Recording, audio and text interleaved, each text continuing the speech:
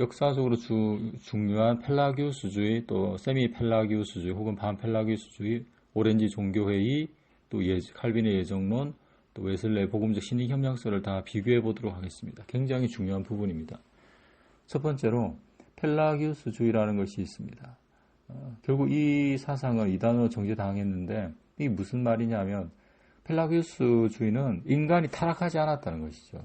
아담의 타락으로 인해서 그 후손들이 그 죄책으로 인하여서 아담의 죄로 인하여서 후손들까지 타락이 이어지지 않았다는 것이다. 아담이 범죄한 것은 아담의 타락에 국한되어 있을 뿐이다.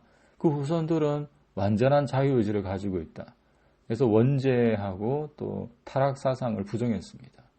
이렇게 아담의 후손들이 타락하지 않았다고 하면은 당연히 구원의 주체는 인간이 됩니다. 이미 타락하지 않은 자유의지, 완전한 자유의지를 가지고 있기 때문에. 그런데 또 하나님의 은혜는 그렇게 된다면 구원의 보조에 그칠 수밖에 없다는 것이죠. 두 번째로는 펠라기스주의에 대한 반발로 나타난 것인데 반이라는 것은 반이란 셈이라는 것입니다.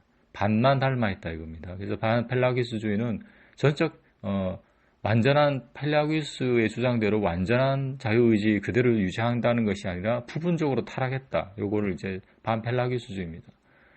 그러니 구원의 과정에 있어서도 부분적으로 타락했지만 인간의 자유의지가 먼저 선행한다는 것입니다.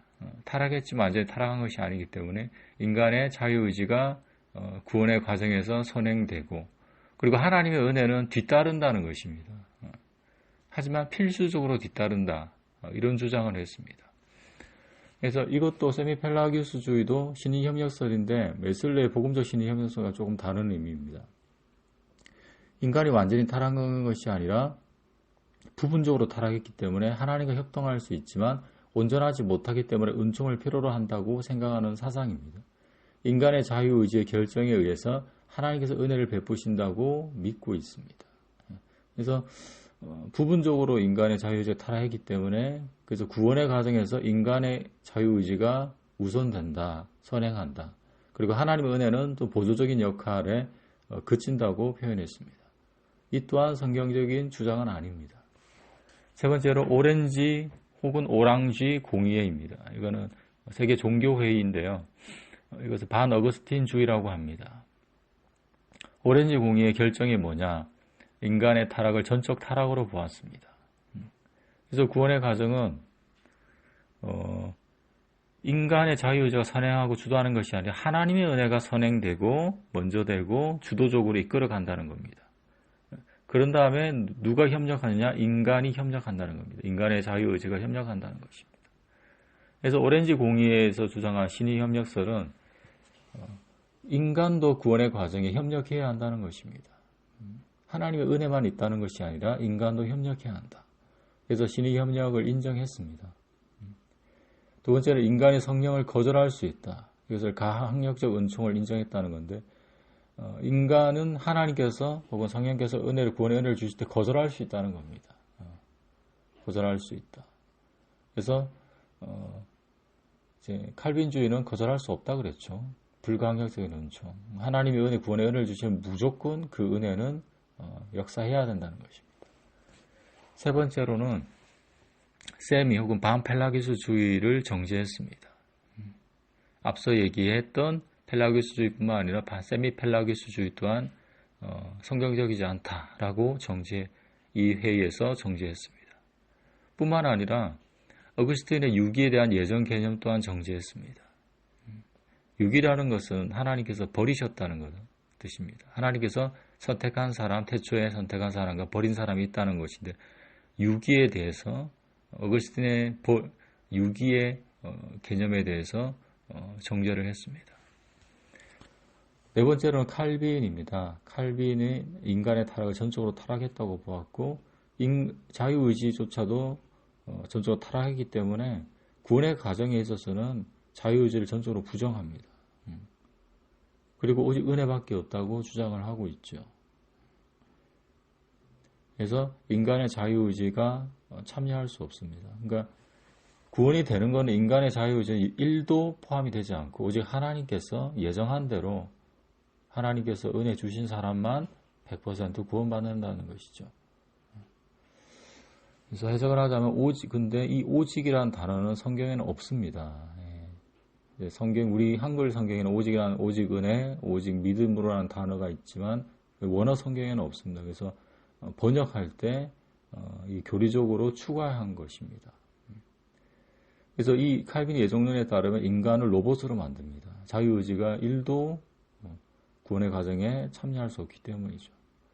그리고 앞서 얘기한 오렌지 공의, 세계 공의에서 정죄받은 어거스틴의 예정 개념으로 회귀한 것입니다. 세계 공의가 굉장히 중요하죠. 그리고 오렌지 공의에서 어거스틴의 이 예정, 유기에 대한 예정 개념을 정죄했는데 칼빈은 이 예정 개념으로 정죄당한 예정 개념으로 회귀한 것이다. 잘못된 것이다. 그리고 결론적으로 칼빈주의는 성경의 한 면만을 강조해서 치우치게 된 겁니다. 그래서 칼빈주의 철저하게 따르면 성경의 절반을 불태워버려야 됩니다. 야고보서도 찢어버려야 되고 요한계시록도 찢어버려야 됩니다. 그래서 칼빈주의는 교리적이다. 그래서 반성경적이고 비성경적이다. 주의해야 한다. 그리고 지금 칼빈주의를 따르는 개신교인들은 3%가 안 됩니다. 전 세계에. 극소수의 군소 신학이다. 우리나라에 그 1.5%가 있습니다. 그 절반인. 그때 우리나라 사람들 계속 세난당하고 있는 것이죠. 다섯 번째는 웨슬리는 인간의 타락, 전체 타락을 주장했습니다. 성경에서 전적 타락했다고 했기 때문에 전적 타락을 주장했는데 여기서 차이가 뭐냐면 선행은총에 의해서 태어나면서부터 모든 사람이 선행은총을 받아가지고 어느 정도 회복된 상태로 태어난다는 것이죠. 이것은 성경과 실제 사이의 균형을 맞춘 것입니다. 그래서 예수님의 십자가의 공로로 인하여서 모든 사람은 예외 없이 선행 은총을 받고 태어나게 됩니다. 그래서 어느 정도 회복된 상태로 자유의지가 회복된 상태로 태어나게 됐기 때문에 인간의 자유의지를 인정한다는 것입니다.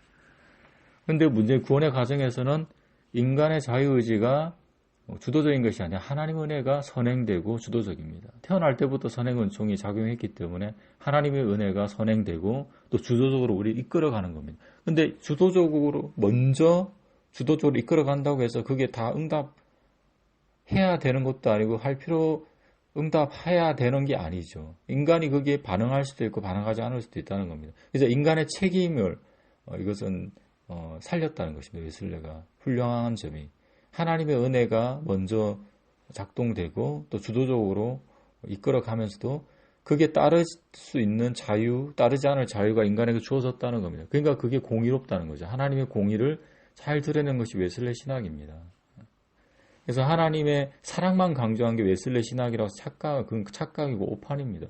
하나님의 공의를 강조한 것이 웨슬레 신학입니다. 그리고 하나님의 공의와 사랑을 균형을 잘 맞춘 거예요. 그래서 가장 성경적인 신학이라는 겁니다. 그래서 이 자유의지가 살아있기 때문에 웨슬레 신학 안에서는 인간의 책임 있는 반응이 협력하는 것이죠. 그래서 이것을 복음적 신익 협력설이라고 합니다. 그래서 앞서 얘기한 오렌지 공의회, 세계 공의의 맥을 잇고 있고 또 앞에서 얘기한 반펠라기스주의, 세미펠라기스주의의 신익 협력설과는 다른 개념입니다.